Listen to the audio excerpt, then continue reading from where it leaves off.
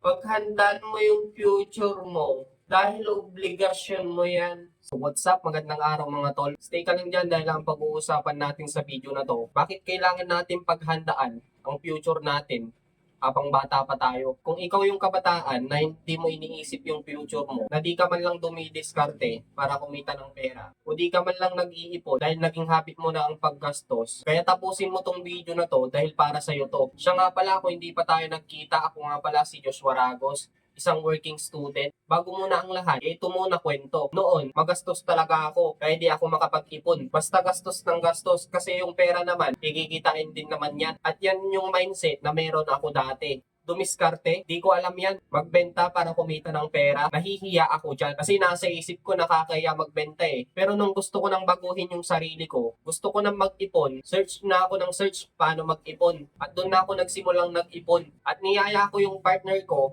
o girlfriend ko na mag-ipon. Dahil dati talaga, nung kakakilala ko pa lang siya, sobrang gastos niya as in. Kaya sabi ko sa kanya, what if kung mag-ipon tayo? At sa mga time na yon, nung gusto ko na mag-ipon, di na ako gumastos masyado. Yung mga kailangan ko lang talaga yung binibili ko. At doon ko na din napag-aralang dumiskarte at magbenta para magpaikot ng pera. At ngayon, nagbebenta kami ng perfume ng partner ko. Pero bago yung perfume na binebenta namin ngayon, sobrang dami pa naming sinubukang ibenta dati. Kaso, di nag-work. Nagtapon lang kami ng pera doon. Pero kahit ganun yung nangyari, may mga kunting aral naman kaming napulot tungkol doon. At naisip ko din, no, pag gusto mo talagang baguhin yung sarili mo, walang dahilan para hindi mabago eh. Gusto mo mag-ipon kasi magastos ka, walang dahilan para hindi ka makapag-ipon. At ito nga, yung mga dahilan, bakit kailangan natin paghandaan ng maaga ang mga future natin. At unang-una na dyan, ay malakas pa tayo. Kaya pa nating dumiskarte. Dati, laging sinasabi ng airpods ko sa akin na malakas pa ako. Kaya yung mga magagawa ko ngayon, hindi ko na ipamamaya at gagawin ko na agad sa oras na yon. Kasi nga,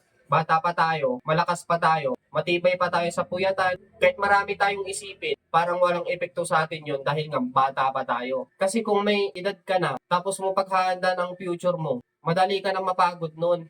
Hindi mo na kaya mag-isip ng napakaraming iisipin. Okay, next. Isang dahilan, bakit kailangan natin paghandaan ang future natin habang bata pa tayo? Kasi marami pa tayong time para sa mga pagkakamali. Sa lalakbay nating mga landas, hindi natin guarantee na sa lahat ng pagdidesisyonan natin sa buhay natin ay magiging tama. Meron at meron kang magiging maling desisyon dyan. Kaya mas mainam na ngayon pa lang, bata ka pa lang, ma-encounter mo na yung mga pagkakamali. Hindi ko sinasabi na later on, kapag napagdaanan mo na yung mga pagkakamali, ay hindi ka na magkakamali. Magkakamali at magkakamali ka pa rin. Pero, that time, alam mo na kung paano mag-manage ng risk. Alam mo na yung mga dapat mong pagdesisyonan o hindi mo dapat pagdesisyonan. Ako personal mga tol, proud ako kung nagkakamali ako sa mga bagay-bagay na pinapasok ko o sa mga negosyo na sinusubukan namin ng partner ko. Alam ko sa ngayon, wala pang malinaw na landas para doon. Pero umaasa ako na matatamaan at matatamaan din namin yun. Kaya ikaw, huwag kang matakot magkamali. Advantage natin yan kung habang bata pa tayo, risk taker na tayo sa mga pagdidesisyon. Later on, alam na nating i-manage yung kanya-kanya nating risk. Okay, next. Isang dahilan, bakit kailangan natin paghandaan ang future natin habang bata pa tayo ay ang madali pa nating baguhin yung mga maling ugali na meron tayo. Yung paggastos natin ng wala sa lugar, yung uubusin mo yung pera mo dahil lang sa bisyo mo, na inom, sigarilyo, sugal. Later on, kung hindi mo yung tinigilan, yung mga bisyo mo, magiging addiction na yan. Mahihirapan ka ng tanggalin yan. Sa dami ko nang nakasamang may edad na, ang palagi kong naririnig sa kanila tungkol sa mga bisyo nila, sana dati, di na lang daw nila inumpisahan kasi sobrang hirap tanggalin. Kaya kung ikaw, sobra yung paggastos mo dahil lang sa mga bisyo mo o sa walang kakwenta-kwenta mga bagay at yung mga bagay na yan, wala naman talagang ambag yan para sa future mo na kailangan mong paghandaan. Itigil mo na yan at mag-focus ka sa future na gusto mong marating. Okay, next. Isang dahilan, bakit kailangan natin paghandaan ang future natin habang bata pa tayo? Dahil ikaw ang may responsibilidad niyan at hindi ang mga parents mo at mga kapatid mo. Yung ibang kabataan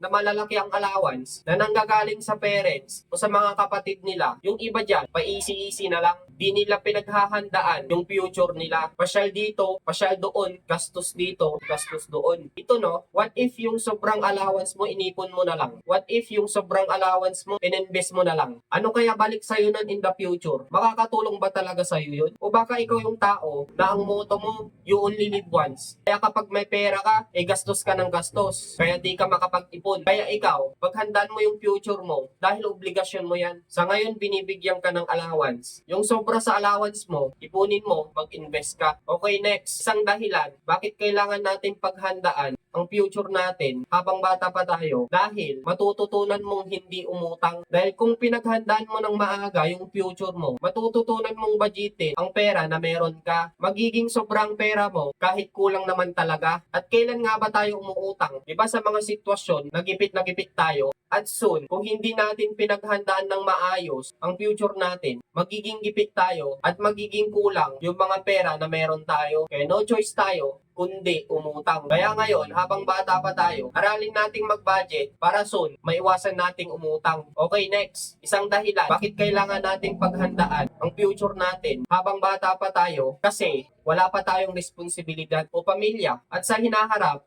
tayong mga kabataan, magkakaroon din tayo ng sarili nating pamilya na magiging responsibilidad natin. Kaya ngayon, habang wala pa tayong malaking responsibilidad, paghandaan natin yung mga future natin. At garantisado, kapag ginawa natin yan, sasabihin natin sa mga sarili natin sa hinaharap, buti na lang pinaghandaan ko ng maaga future ko. Kasi kung may responsibilidad na tayo, di na tayo makakapag-ipon o limitado na dahil ang dami nating kailangang gastusin. At mas priority natin dapat sila bago ang sarili natin. Ginagawa ko to sa isa sa mga pinaniniwalaan ko, disiplina ang kailangan natin at pagiging mula sa realidad na ang buhay ay hindi madali at kailangan mong seryosohin ng maaga para mapaghandaan natin ng maaga yung mga future natin. Ang kalaban natin dito, yung mga sarili natin, yung pagiging maluho natin, paggastos natin sa mga bagay na walang balik sa atin, pansamantalang kasiyahan kumbaga. Di naman talaga masamang gumastos. I-treat mo yung sarili mo, basta hindi yung sobra-sobra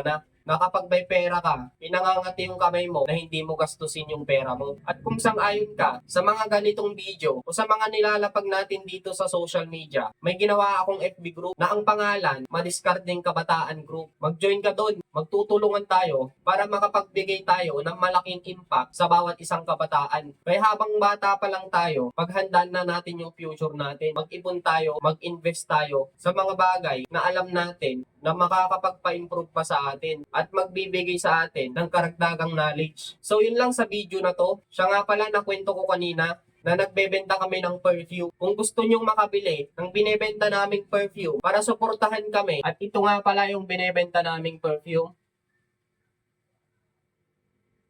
JNR Scents. Kung interested kayo para subukan yung perfume namin na binebenta namin at para suportahan na din kami, message lang kayo sa aking FB page. Yan. May pambabae at panglalaki at isisend ko yung more details pa about sa mga scents na meron kami. At kung umabot ka sa part ng video na to, huwag mo namang kalimutang i-like, comment ka na din kung anong ginagawa mong diskarte para paghandaan yung future na gusto mong marating. At i-share mo na din to para makatulong pa tayo sa ibang kabataan na panay ang gastos. At minsan, di na nila naiisip yung future na kailangan palang paghandaan. Follow mo na din ako para updated ka sa mga video na gagawin pa natin. Muli, Joshua Ragos, tandaan mo, walang magbabago sa'yo kung hindi mo babaguhin sarili mo. Walang maniniwala sa'yo kung hindi ka maniniwala sa sarili mo. So yun lang. See you sa next vlog.